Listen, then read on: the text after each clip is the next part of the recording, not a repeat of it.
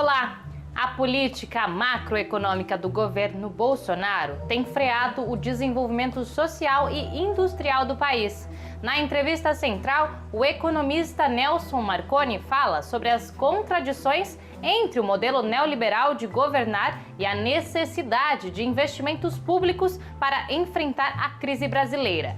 E nossa reportagem mostra como as doações de pessoas físicas para campanhas eleitorais continuam criando condições desiguais nas disputas. Eu sou Pamela Oliveira e estou de volta para apresentar a Central do Brasil.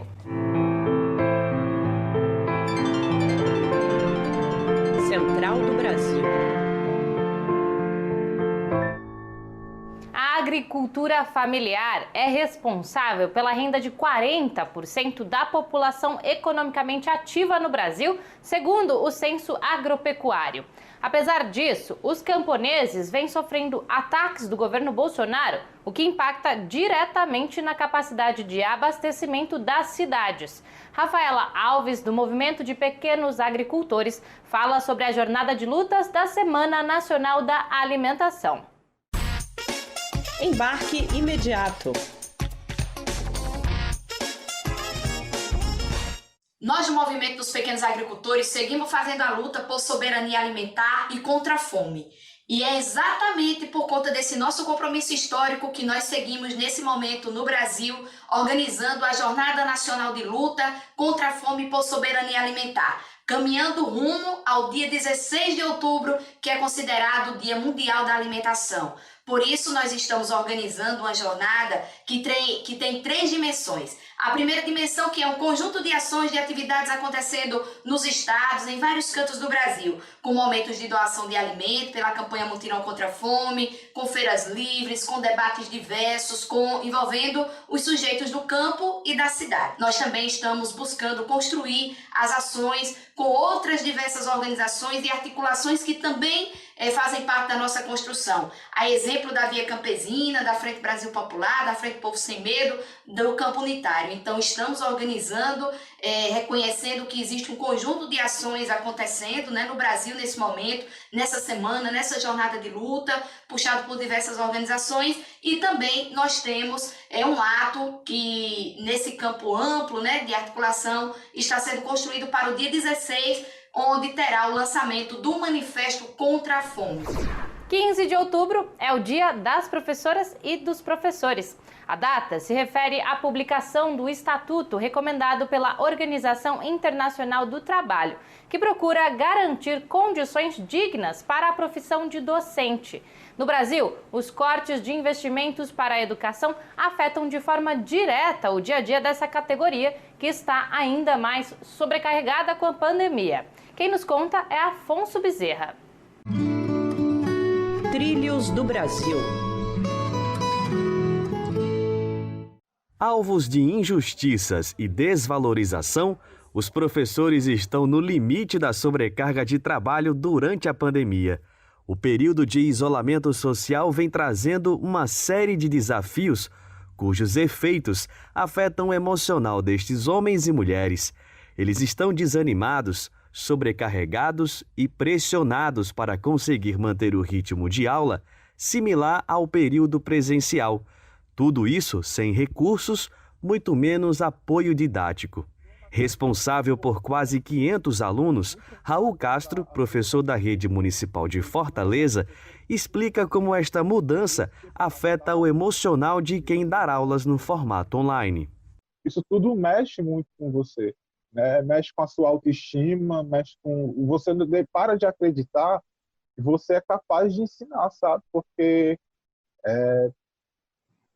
do que adianta você ter um domínio do conteúdo e você não conseguir utilizar as ferramentas de transmissão desse conteúdo que estão impostos a você agora, A demanda é imensa. Os professores precisam redobrar a criatividade para pensar aulas no formato remoto, estimular os alunos dispersos, vencer as limitações diante da tecnologia e manter o equilíbrio frente ao medo do coronavírus. O peso fica ainda maior sobre as professoras, que, além da responsabilidade com os alunos, acumulam o trabalho doméstico, como nos conta Ellen de Lima, professora da Rede Estadual do Paraná. estar em casa, né, que é esse local historicamente construído como um local da presença das mulheres, né, do cuidado das mulheres e da gestão, né, é ainda mais difícil, né, porque aí você se depara o tempo inteiro, né, você anda pela casa, né, que é também o teu ambiente de trabalho, e aí você vê uma roupa suja, você vê a louça, você vê alguma coisa que você precisa fazer, e isso acaba também sobrecarregando, né? E tem criança na área. A indicação cultural de hoje vem direto da ciranda Saci Pererê, da Escola Nacional Florestan Fernandes. Parada cultural. Meu nome é Arthur Duarte. Eu sou Josué e nós fizemos o filme Um Fantasma Ronda o Acampamento, um livro da expressão popular escrito pela Maria José Silveira. Conta uma história de um acampamento assombrado por um fantasma. As crianças foram resolver esse caso. Se você não viu, veja lá nas redes do MST. Até sexta-feira, a gente vê lá. Tchau! Tchau!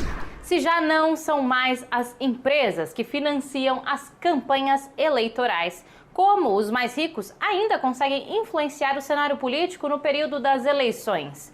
Bilionários que enriqueceram durante a pandemia têm aumentado as cifras das doações aos candidatos vinculados aos seus interesses.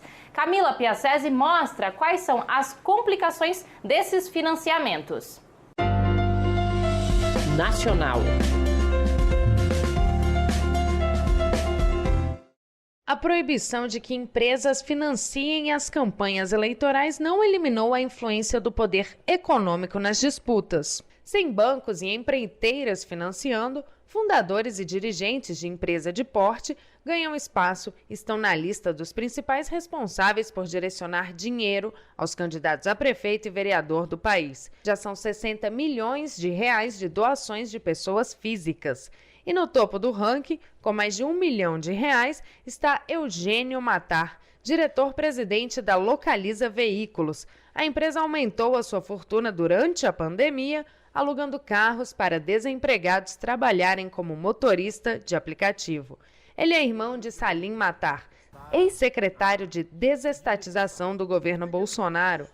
Para a socióloga e pesquisadora do Laboratório de Estudos sobre Políticas, Eleições e Mídias, Paula Vieira, o mecanismo é simples: troca de interesse. Há interesse dos empresários em fazer esse financiamento para que esses processos de negociação, inclusive de afrouxamento das regras trabalhistas, nessa negociação, existam representantes que possam pautar, que possam viabilizar essas possíveis vantagens do empresariado. O mecanismo utilizado nessas eleições é ruim para a democracia porque aumenta a chance daquele candidato com grandes financiamentos a chegar aos mais possíveis eleitores. São condições desiguais de competição. Para o cientista político Sérgio Ferraz, os valores doados deveriam ser de até um salário mínimo.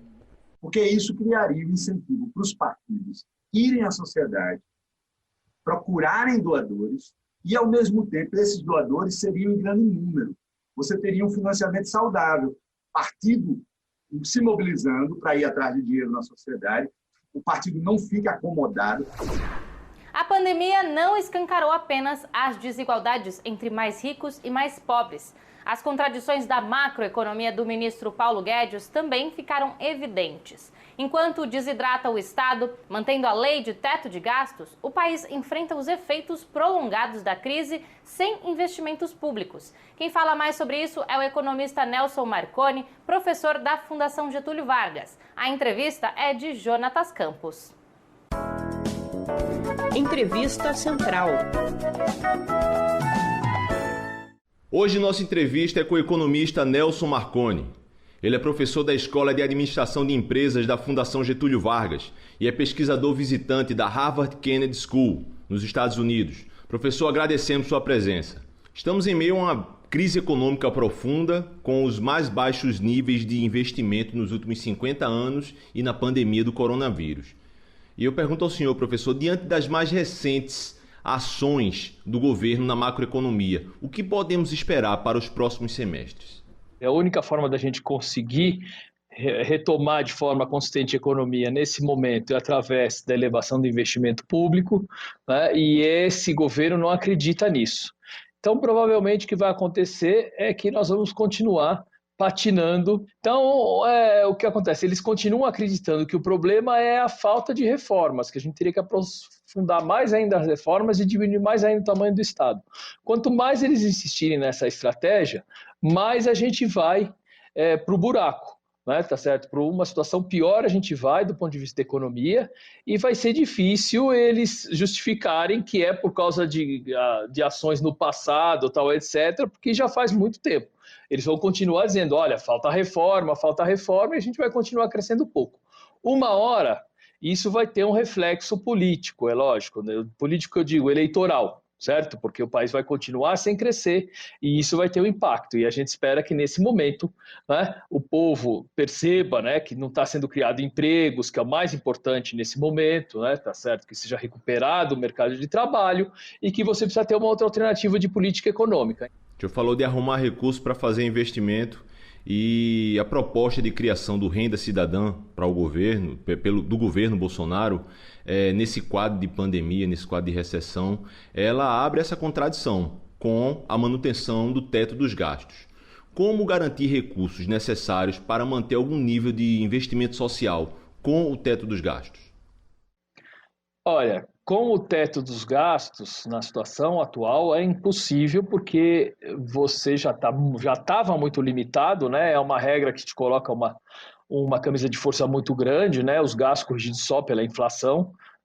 Isso a gente já sabia há anos que ia acontecer, mas a gente não sabia que teria pandemia, o que piora mais ainda a situação daqui para frente. Né? Quer dizer, lógico que você tem um orçamento emergencial para a pandemia e tal, mas de qualquer forma isso tem um impacto, né? Tá certo? Depois que passar a pandemia, o governo vai ter uma situação fiscal que com o teto vai ser difícil ele administrar.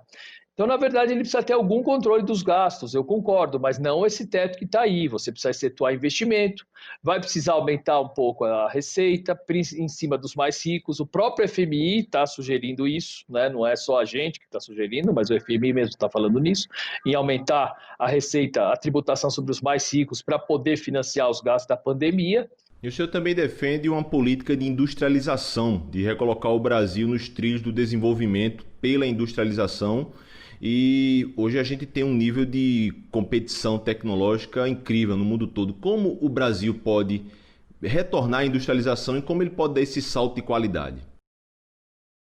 Primeiro é importante ele retomar a industrialização, a gente pensar hoje na indústria como um setor que está ligado aos serviços que a gente chama de serviços de maior tecnologia também. Isso hoje é uma coisa só, né? Então a gente tem que pensar na indústria dessa forma, primeiro. Segundo, é importante porque ela cria bons empregos, com uma quantidade razoável, paga salários de acordo com a média da economia, quer dizer, aumenta, quer dizer, você consegue com isso aumentar mais a renda das pessoas, melhorar a distribuição da renda, né? Aumentar a chamada classe média, por isso é muito importante a indústria. Você precisa fazer política industrial. Você precisa dizer quais são os setores que são mais importantes para você e fazer políticas de incentivo à ciência e tecnologia, fazer políticas de incentivos fiscais em alguns casos, né? Tá certo? Promover políticas de apoio à exportação, políticas de crédito, financiamento, tudo isso para os setores que você sabe que são mais importantes, que a gente tem condições de competir no exterior. Foi derrubada a censura a 11 reportagens sobre os negócios do Banco BTG Pactual, assinadas pelos jornalistas Luiz Nassif e Patrícia Fireman e publicadas pelo portal GGN. A decisão do desembargador Fernando Foch devolveu ao GGN o direito de republicar todo o conteúdo que teve de ser retirado do ar em agosto deste ano. O caso é exemplo de vitória da liberdade de imprensa, do acesso à informação e da democracia. Eu fico por aqui, mas você já sabe. Se perdeu algum conteúdo da Central do Brasil, acesse o QR Code que aparece aí na sua tela. E aproveite para enviar as suas dicas culturais e sugestões pelo WhatsApp. Anota aí, DDD 11 93081 3336. Até amanhã!